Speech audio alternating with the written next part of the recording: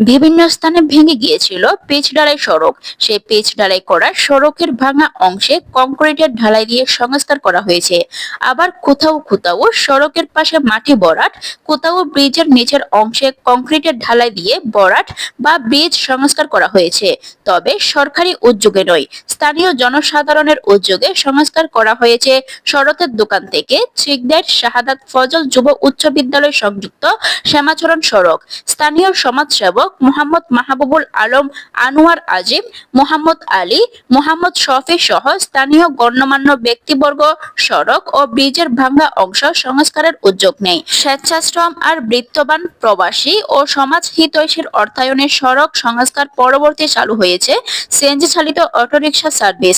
Hakbazar CNG autorickshaw চালক সমিতির আওতায় প্রতিদিন নির্ধারিত ভাড়ায় যাত্রী সেবা দিবে সিএনজি চালকেরা। নির্ধারণ করা হয়েছে সরকার দোকান থেকে 7 টাকা এবং দোয়া ভাড়া 15 টাকা প্রতি মধ্যে। আবার আসার সময় 10 টাকা দিতে পারবেন, যাওয়ার সময় 20 টাকা, 15 টাকা বা 20 টাকা দিতে হবে। এই ভাড়া নিয়ে যাতে কারোর সাথে দরকার না হয়, সবাই সহযোগিতা করবেন সবাইকে। সংশ্লিষ্ট কর্তৃপক্ষের মাধ্যমে প্রয়োজনীয় স্থানে লাগানো হয়েছে সড়ক বাতি।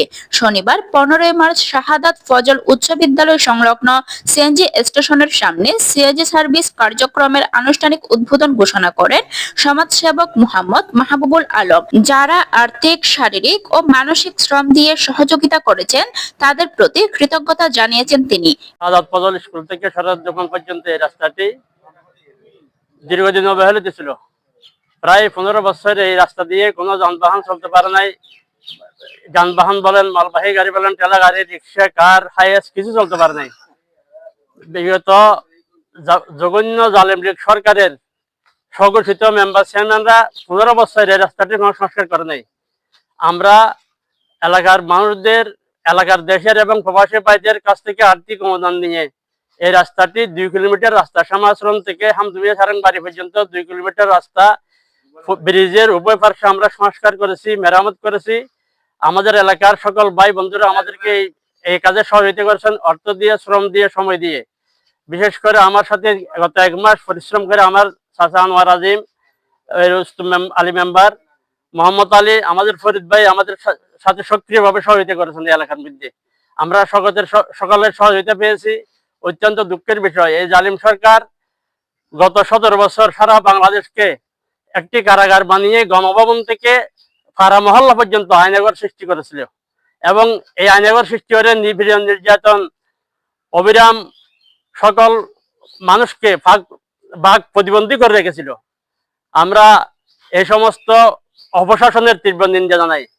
ভবিষ্যতে স্বাধীনতার ঘোষক শহীদ রাষ্ট্রপতি মরহুম জিয়া রহমানের আদর্শের সৈনিকরা এই দেশে স্বাধীনতা, সার্বভৌমত্ব, গণতন্ত্র রক্ষায় আজীবন সংগ্রাম চালিয়ে যাবে। যেখানে অন্যায় সেখানে প্রতিরোধ করবে ইনশাল্লাহ।